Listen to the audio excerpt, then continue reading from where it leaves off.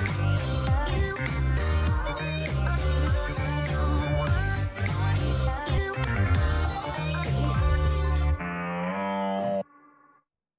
sortie à la maison, votre rendez-vous du vendredi consacré à la culture sur BFM Lyon. Bienvenue, notre invité cette semaine, Cédric Raymond, président directeur de BAM Productions, société de production de spectacles vivants. Vous êtes organisateur de tournées également. Bonsoir. Bonsoir. Merci d'être avec nous sur le plateau de BFM Lyon. Face à vous, Marie Rigaud, comme chaque semaine, directrice du Printemps de Pérouge. Bonsoir Marie. Bonsoir Élodie. Marie, la semaine dernière, Roselyne Bachelot qui a annoncé que les festivals d'été pourraient se tenir avec certaines restrictions. Bien sûr, pour le moment, notamment une jauge de 5000 personnes, pas plus, des gens masqués, assis. Ce n'est pas du tout l'esprit des festivals, on ne va pas se mentir. Est-ce que c'est quand même une bonne nouvelle pour vous, ces annonces, Marie ? Alors, on peut dire très franchement que ça ressemble davantage à un effet d'annonce et un coup de com' qu'à un véritable soulagement pour les festivals qui, je le précise, sont pour la plupart des événements privés. Donc non, les festivals ne sont pas sauvés et leur écosystème non plus d'ailleurs. Et nous sommes même plutôt en danger avec ces annonces actuelles. C'est le flou artistique complet. Et pourquoi ? Eh bien, tout d'abord parce qu'on ne connaît pas le protocole sanitaire définitif et les conditions d'accueil public, tests par exemple ou pas de test à l'entrée. Et puis les incidences financières vont être lourdes, c'est-à-dire plus de dépenses, et notamment pour prévoir des infrastructures assises exclusivement, des nouveaux aménagements bien sûr aussi à prévoir, et bien moins de recettes, évidemment. Donc des aides sont promises, mais on nous propose plutôt aujourd'hui de nous jeter dans l'inconnu et de prendre nos propres risques. Alors, en clair, définitivement, on nous vend pour l'instant des concerts à l'hôpital avec nos gourdes, plutôt que des festivals libérés, délivrés. Alors, en tout cas, pas de bar, pas de resto, ça on nous l'a annoncé aussi. Donc, en effet, c'est quand même pas tout à fait la panacée. Au Printemps de Pérouge, néanmoins, on se projette, et aussi parce qu'on a un certain goût du risque et qu'on n'a plus que jamais d'avoir envie de faire des concerts. Donc le Festival du Printemps de Pérouge aura bien lieu. On précisera dans les semaines à venir exactement sous quelle forme. Et conclusion quand même positive, c'est bon pour le moral malgré tout, et on espère que le public sera au rendez-vous sous le soleil bien sûr et dans la bonne humeur où on a besoin de vous. Achetez des billets de concert. Effectivement, Marie, justement, vous qui êtes en pleine organisation de ce Printemps de Pérouge, on comprend bien ces annonces. D'un côté, oui, c'est bien, le festival aura lieu. D'un autre, vous avez énormément de contraintes. Concrètement, vous, sur votre organisation, ça change quoi ? Quelles sont vos difficultés aujourd'hui ? À quoi vous devez vous adapter ? Bien, par exemple, quand on doit accueillir Sting, qui est déjà d'ailleurs complet depuis l'année dernière avec une jauge à 10 000 voire plus, en effet, repasser à 5 000, ça change complètement la donne. Il n'y a donc plus de fausses, plus de debout, comme on vient de le dire. Et donc, économiquement, c'est en effet très complexe. Et puis, et là, j'en ai pas parlé, nous n'avons pas la certitude dans les festivals à l'heure qu'il est que les artistes anglophones, anglo-saxons et internationaux vont pouvoir voyager. Ça, c'est effectivement un autre sujet qui est en train de du coup là de se régler en ce moment. Et la plupart, en tout cas, des festivals qui n'auront pas lieu, ce sera aussi pour ces raisons-là, parce que pas d'artistes, tout simplement. Effectivement, pour le moment, vous avez une programmation, vous on le sait, au Printemps de Pérouge, des artistes étrangers. Vous travaillez dessus sans certitude qu'ils puissent venir, et peut-être qu'il faudra annuler. En tout cas, on attend leur Sur confirmation dans les semaines à venir. Pour ce qui est des Français, des francophones, pour l'instant, évidemment, on les attend. Et pour ce qui est des petites jauges, parce que nous, on a aussi cette chance au Printemps de Pérouge d'être assez flexible sur nos jauges, on pourra faire nos petits concerts, entre guillemets, avec Pomme, entre autres, avec Michel Jonas. On a déjà, en tout cas, quelques certitudes, avec Tête Raide aussi. Voilà, on va se faire plaisir. On se fait plaisir, on prend les places, on n'hésite pas. Ils ont besoin de vous, surtout pour continuer à vivre. Cédric Raymond, vous avez beaucoup réagi à la chronique de Marie. Vous partagez sa vision des choses. Oui, c'est bien, ça reprend progressivement, mais dans des conditions qui restent quand même très compliquées pour vous. C'est très compliqué pour les organisateurs et les producteurs de spectacles qui envoient les artistes sur les routes. Ces mesures, il y avait la pression des acteurs, des syndicats. Elle a dû annoncer quelque chose, la ministre, mais on reste au milieu du chemin, quoi. Sans trop savoir où on va encore, En fait, comme l'a très bien précisé Marie, au niveau économique, je ne vois pas comment un acteur comme le Festival de Pérouge peut sortir bénéficiaire, en fait, même équilibré. Dans ces conditions imposées. Puis la restauration, la consommation sur place, ça, c'est impossible pour le moment. Alors, je le disais tout à l'heure, vous êtes directement impacté, vous aussi, par cette crise sanitaire. Vous organisez notamment des tournées. Il n'y a plus rien depuis un an. Vous arrivez à tenir? Comment ça va aujourd'hui? Ça va Pas trop mal quand même parce qu'on est une équipe, on a des artistes qui sont quand même en résidence puisque les décrets nous ont permis encore une fois de travailler sur scène mais sans public. On peut présenter les spectacles aux professionnels.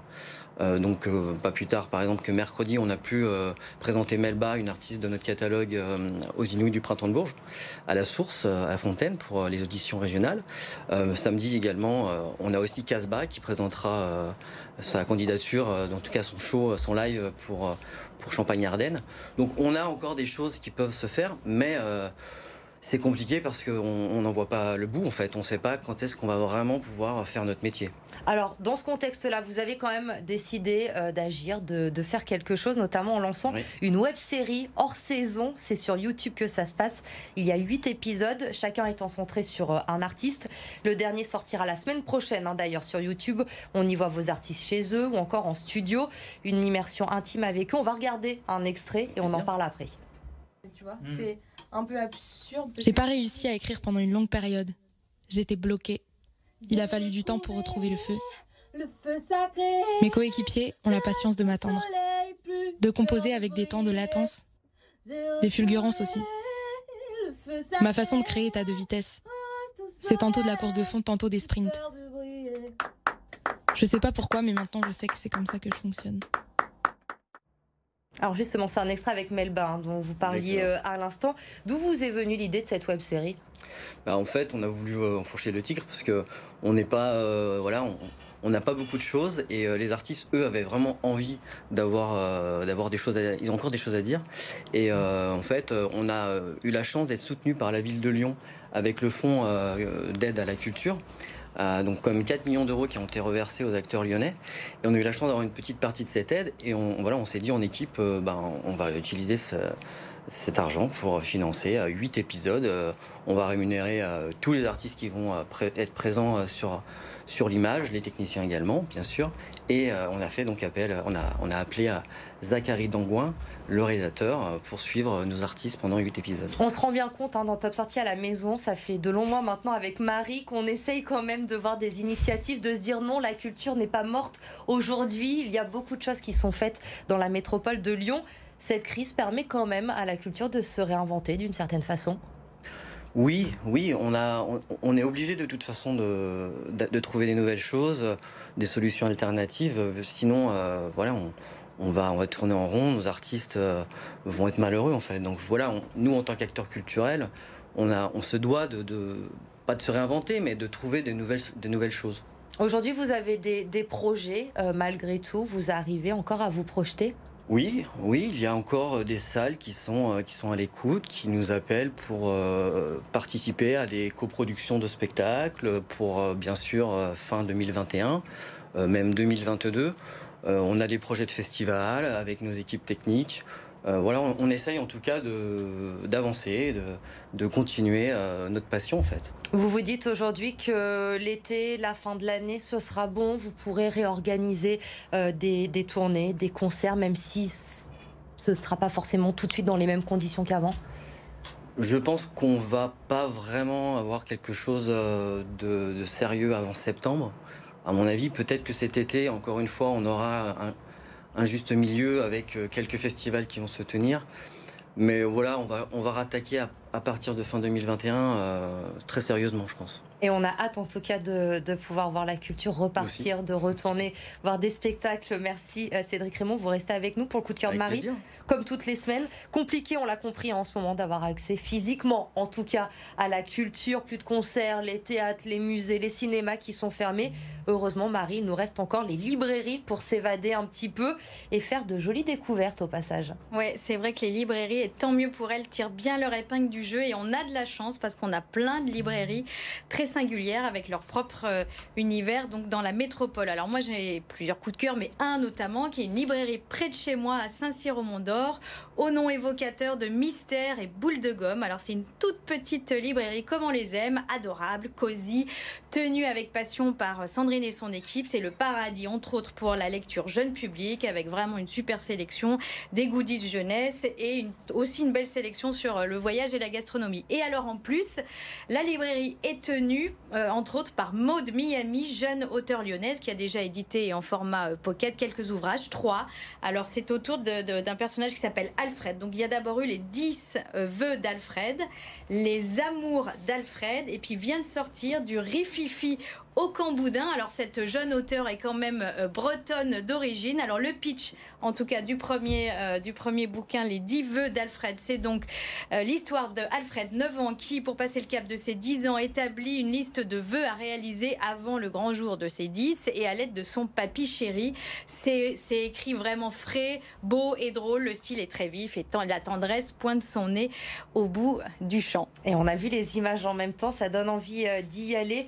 La semaine prochaine, vous nous emmènerez dans un autre univers, librairie. Marie, on arrivera dans Lyon, on est pressé par le temps, donc je ne veux pas vous presser, que vous ayez le temps de le dire, on en parlera la semaine prochaine. On va juste se quitter ce soir sur un séisme dans le monde de la musique. Cette semaine, vous n'êtes pas passé à côté, j'imagine. Non. La séparation des Daft Punk, ça fait beaucoup de bruit. Le groupe électro français qui a vendu des millions d'albums a annoncé sa séparation. Beaucoup de monde a été touché par cette annonce. Un compositeur lyonnais notamment qui s'appelle Chris Wise.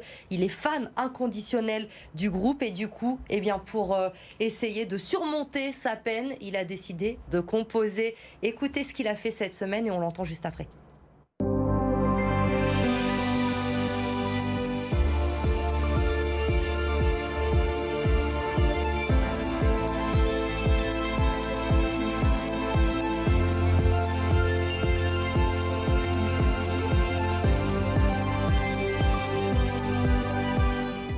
Ça m'a tellement attristé que j'ai été direct sur mon ordi, sur mon clavier. J'ai commencé à travailler des pistes. J'avais déjà quelques idées de pistes rythmiques. Franchement, Daft Punk, c'était vraiment mes idoles. Je sais pas, je crois que l'émotion a fait que j'ai pas dormi pendant 2 jours. J'ai composé non-stop, j'ai été inspiré, j'ai été aidé peut-être, je sais pas, mais en tout cas, voilà, ça a donné un morceau dont je suis assez content. Ouais. Leur sens du groove et du tempo est exceptionnel.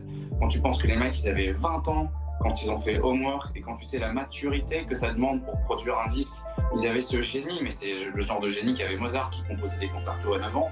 Bon bah eux à 20 ans, ils étaient capables de faire un album qui restera dans les annales ad vitam aeternam. C'est eux qui m'ont fait comprendre que c'était possible et que même avec pas grand chose, t'avais pas forcément besoin d'être Michael Jackson et d'avoir des millions de dollars pour payer des super studios à New York pour pouvoir sortir un album.